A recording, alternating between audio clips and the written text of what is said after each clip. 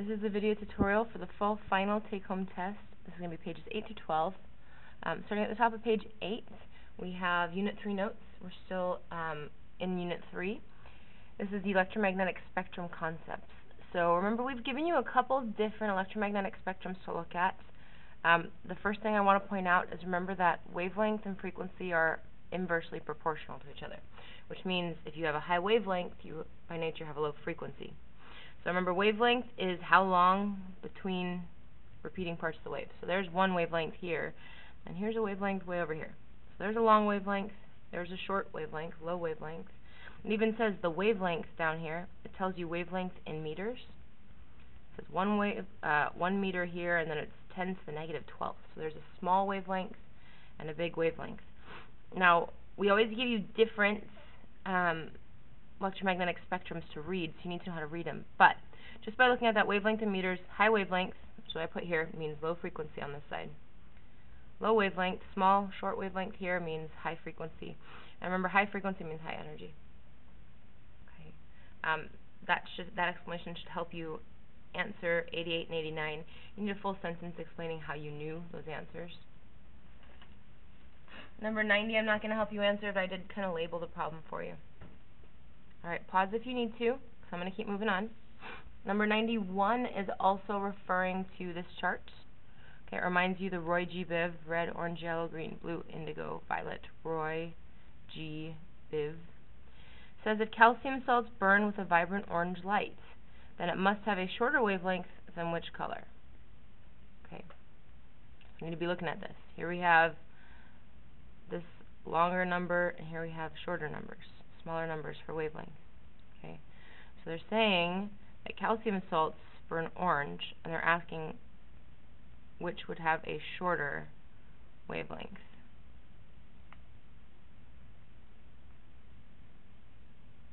Okay, excuse me. They're saying that if it's orange, and they're saying that it must be shorter than which color? Okay, so does orange have a shorter wavelength than blue? Well, no, that's a smaller number, so no. Calcium does not have a shorter wavelength than blue. Does calcium orange have a shorter wavelength than green? No, that's a smaller number. Does it have a shorter wavelength than yellow? Still no. But red, yes. So calcium has a wavelength that's shorter than these numbers. Okay, for number 92 and 93, I want to remind you that you should have your test copy of the periodic table out. Flip it over to the reference chart. Okay, this is a side that we haven't looked at very recently, but it's showing you electromagnetic spectrum concepts. So you should be using nuclear for Unit 2, you should be using this for Unit 3, you should be using this for Unit 4 questions, specifically this number. Okay, so electromagnetic spectrum, remembering that that's there, I'm going to try to see if I can keep both of these on camera at the same time. Almost, not quite. I'll try that again. There we go. Okay, so I boxed in my given, and I circled my unknown, which I always have my students do. It says, what is the energy? That's what I'm trying to find. Of a photon of ultraviolet light that has a frequency of this. So I was given energy, which has the abbreviation E on this chart right here. It tells you energy is E. And then it also tells you frequency. So over here, the variable for frequency is that lambda sign, or F. Okay. So it gave me energy. I'm looking for energy. It gave me frequency. So I need the equation that has both of those, which would be this one, energy and frequency. It's the Planck's constant question. So energy equals Planck's constant times frequency, which is E equals HF, which is why I chose to use that equation. Okay. So energy, I don't know. That's what they're asking me, so that's what I'm solving for. I left it as a letter. H then is Planck's constant, which you may or may not have memorized still. Otherwise, it's right here on the reference chart. And that darn light is just such a glare here. But it tells you that H equals Planck's constant equals 6.63 times 10 to the negative 34. So I'm going to go ahead and write that down. 6.63 times 10 to the negative 34. Okay, so there's E. I plugged in H. And now I can plug in F because they gave it to me right here in the problem. 2.19 times 10 to the 17th. Okay. Now it comes to entering that in the calculator. Remember, that was a little bit of a process, so I'm going to try and show you that. I'll maybe stick it over here so you can see my keystrokes. Okay, so we're going to hit parentheses. You have to include the parentheses. 6.63 times 10, and then I'm going to use this Xbox key.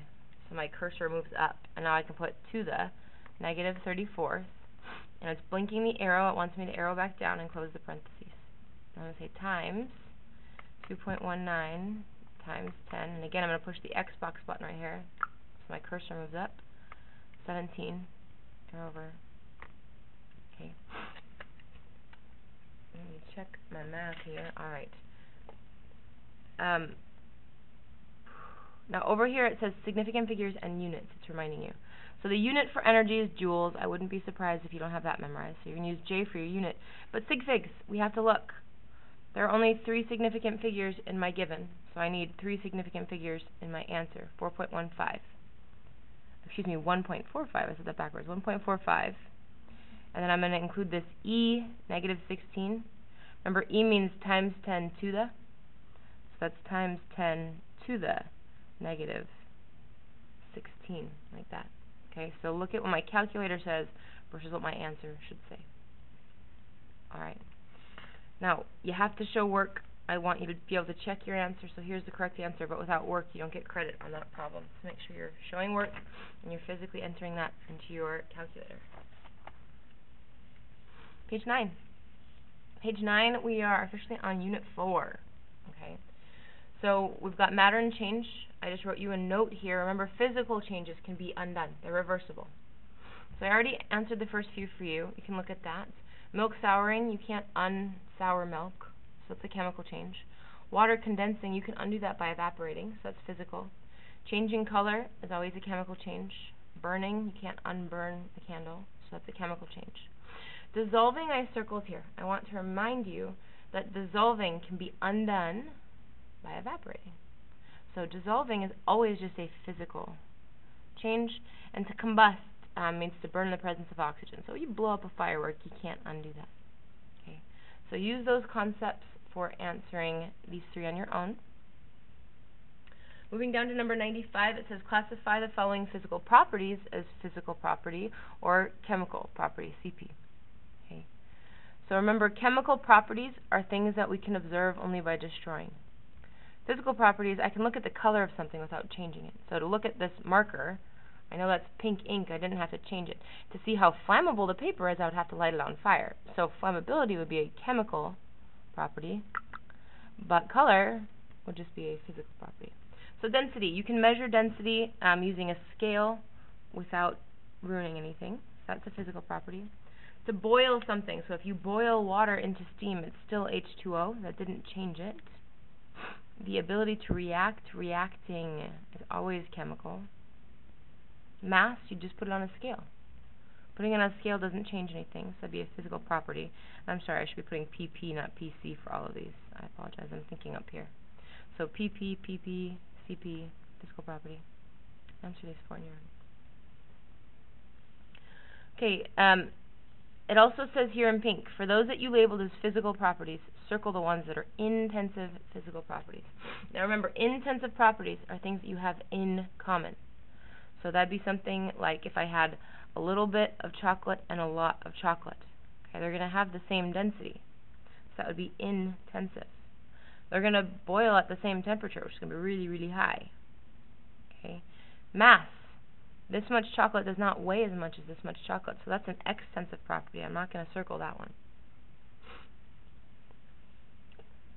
Coming down here, number 97 and 98, we're going to look at. Remember, intensive properties are what you have in common. So again, I would write this on my test.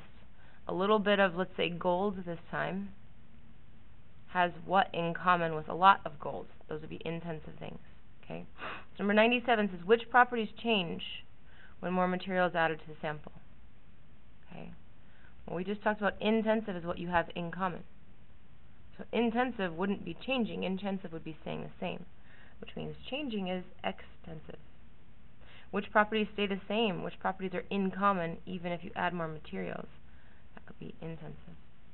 Now, 5 of the main extensive properties we talked about in class would be mass. So extensive properties A, B, C, D, E. E is the fifth letter in the alphabet. There's really good 5 of these. Which ones aren't intensive in common? These 5. So if I have a little bit of gold, it does not have the same mass as a lot of gold. Excuse me. This little bit of gold does not have the same volume as a lot of gold, so that would be an extensive property. They're not the same size or shape. There's not the same amount of gold. There's not the same number of atoms in there. And they're not the same length. Okay? So these are not in common, which means they're the extensive. Intensives would be things like color, conductivity, melting temperature. Okay, students did pretty well on this stuff. It's just a refresher. A sample of silicon has a shape and volume that do not change. Okay, so neither shape nor volume can change. What state is it in? So the states of matter we talked about in class were solid, liquid, gas. Plasma is a state of matter, but it's not one we've talked about in chemistry, so you can get rid of that.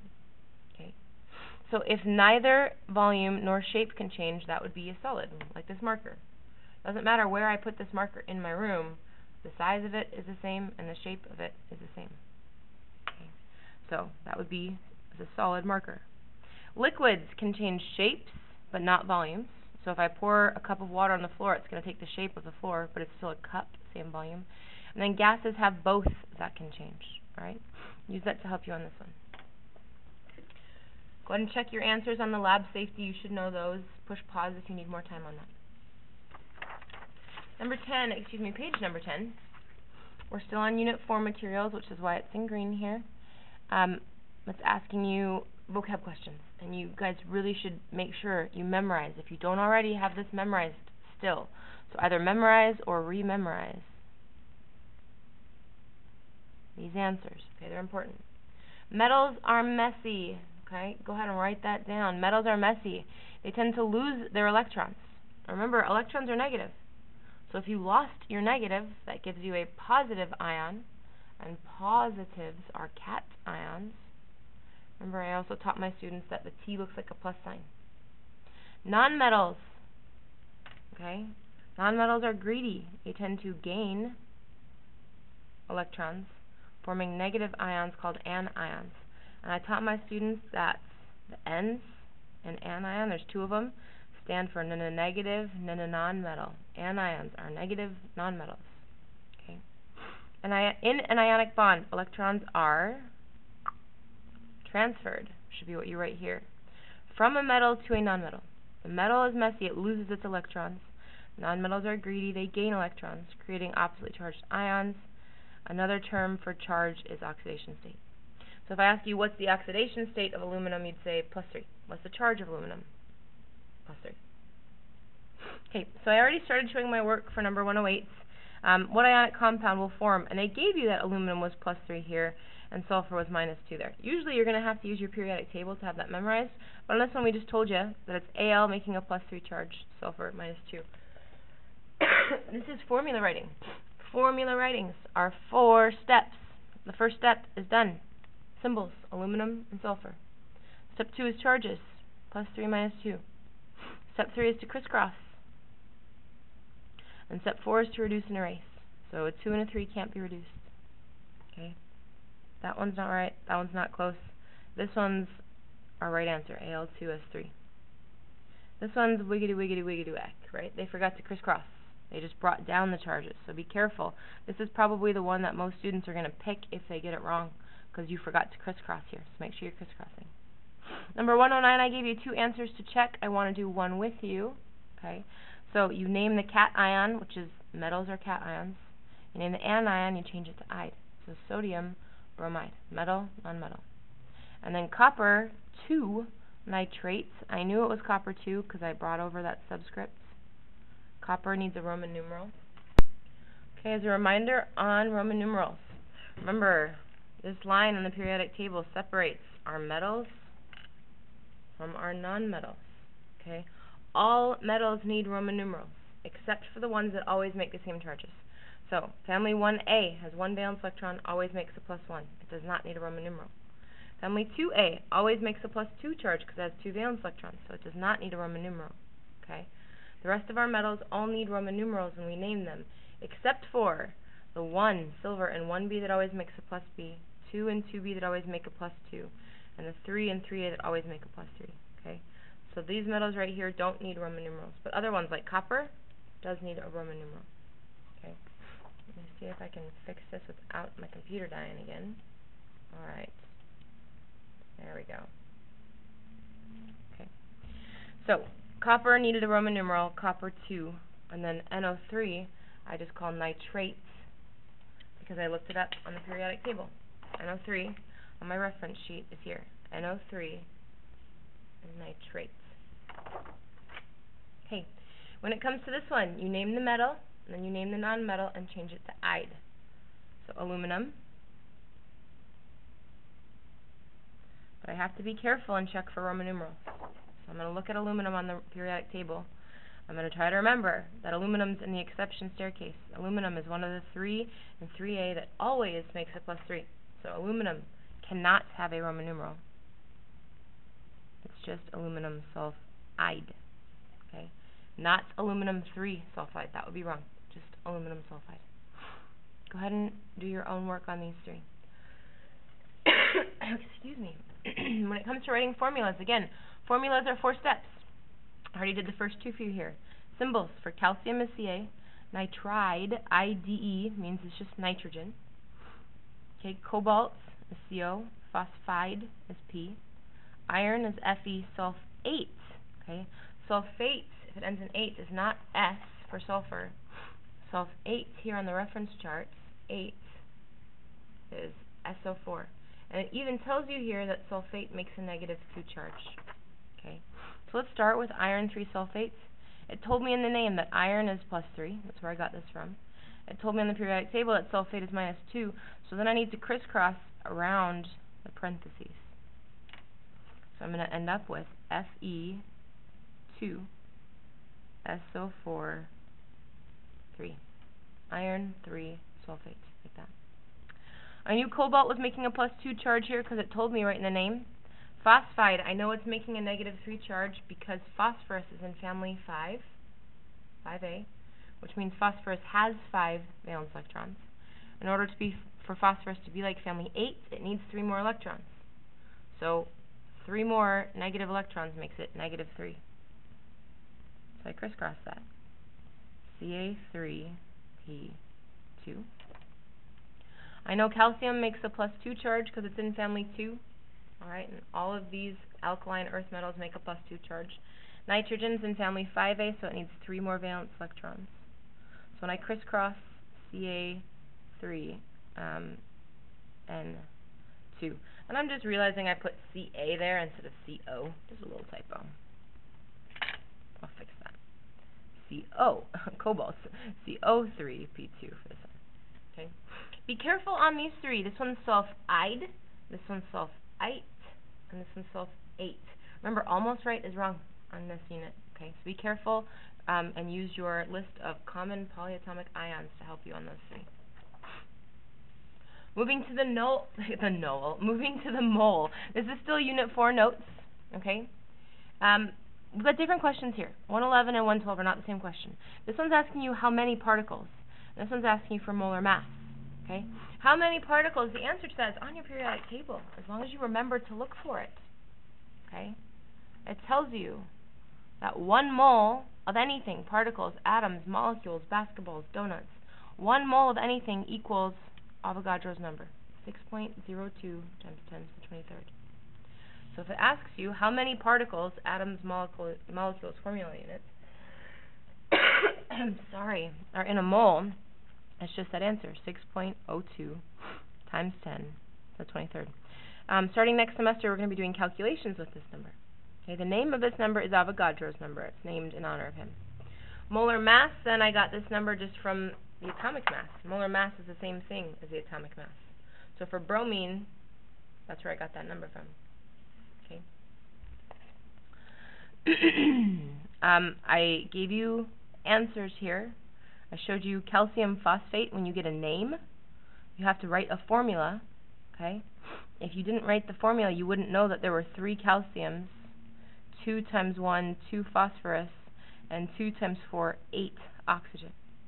Okay. You still have to show work. You can check this answer, but I need to see the work right here on your own. 3 times what calcium weighs plus 2 times what phosphorus weighs plus 8 times what oxygen weighs. This should be your answer. Go ahead and check your work if you didn't get it right. Okay. I'm going to let you do number 116 by yourself. The formula is already written. So you have this many zincs plus this many nitrogens. Go ahead and calculate that on your own. Okay, so let's flip over. We're on page 11 now.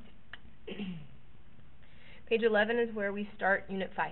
Okay, so there's not a lot of review for Unit 5 compared to Unit 1. That's not because there's less of it on the test. It's because you just took a test on this last week. You should know this stuff still. Okay, I'm going to let you do 117 on your own. Let's look at 119 together. I have been so disappointed to see how many students are missing this on the exam last week. Combustion reactions. Those are reactions that have the elements C, H, and O in their reactants. Okay. In combustion reactions, you should memorize that the products are always carbon dioxide and water. So these could be reactants, okay, but not products. CHO, those are reactants for combustion reactions. No. Oxygen and water, no. Water and carbon dioxide. Here's my answer. Okay, and you can even see that down here, where I've got CHO on number 121. So this is a combustion reaction, it's CHO, that's why I labeled it as combustion. And the products are water and carbon dioxide, okay? Always. You have to have that rule memorized, okay? I gave you some notes on the side. Going from one thing to two things is decomposition, D. The opposite of that would be synthesis, going from two things to one thing, okay? Check your work, answer 125, 126 on your own. For number 128, I think it's really important before you can predict products. Okay, what are the products?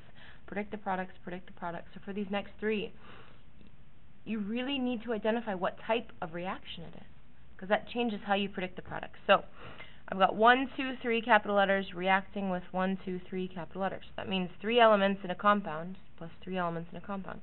Double compound, double replacement. In double replacements, the anions switch. So instead of AlOH, it's going to be AlPO3, which I wrote over here. And instead of KPO3, it's going to be KOH, which I wrote over here. Okay. Now, you don't use K3 over here for the little numbers, right? You need to still do the 4 steps for formula writing that we just did on the Unit 4 material. Aluminum always makes a +3. Phosphate makes a -3, and I got that number off my periodic table. So when I crisscross those, they're both 3s. Since they're both 3s, they cancel out, and it's just AlPO3. Almost the same situation here. They're both 1s, so they cancel out and become invisible.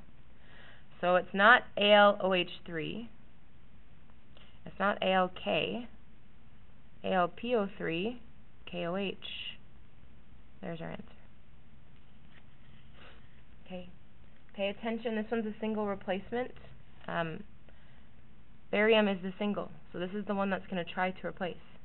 Barium is a metal, so it's going to try to replace the metal here. Barium is going to try to replace cobalt. Now for single replacement reactions, you need to come over here and check your activity series. Okay? Barium is right there, and cobalt is down here.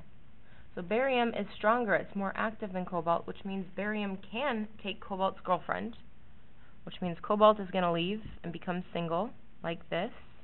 Okay? Sulfate's not going to be replaced. Barium, the metal, is trying to replace the metal, so it can't be this one. It's not no reaction because barium is above cobalt, so it can react. Okay? So barium is going to be dating sulfate now. It'll be barium sulfate. Okay? Be careful, pay attention to those endings. Barium sulfates, not barium sulfide. This is a synthesis reaction. You're just naming the compound between potassium and phosphorus. Go ahead and do that one on your own. Okay. I'm going to really quickly finish number 131 with you. Okay. Just in case you didn't get it. So I wrote down the elements that I had on each side in the same order, and I counted. 2 fluorines, 1 sodium, 1 iodine. 1 fluorine, 1 sodium, 2 iodine. Okay. So I'm going to start from the top down. And all you can change when you balance equations are the coefficients out front, which means multiplying. So I'm going to take a 1 and a 2. All I can do is make the smaller number bigger, times 2 equals 2. So now it's 1 fluorine times 2 equals 2. but that has the unintended consequence of changing both sodium and fluorine. So that changed sodium, which means my sodiums aren't balanced anymore.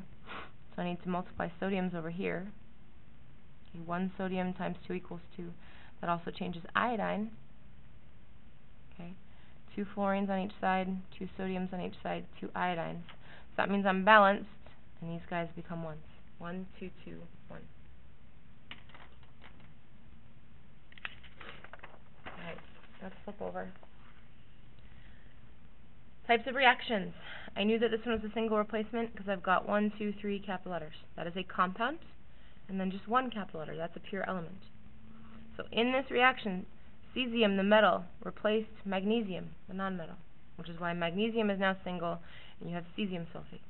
It wants you to balance it, so cut it in half. Make sure you're showing your work on both of these. Okay. This is a synthesis reaction. Ooh, excuse me. No, it is not. I must have made this key too quickly. Okay. There's no plus sign over here, which means there's one thing on that side breaking apart into this plus this. 1 to 2 things breaking apart is decomposing. It's falling apart. It's a decomposition reaction. Okay. Then go ahead and check your work on this one, law of conservation of mass.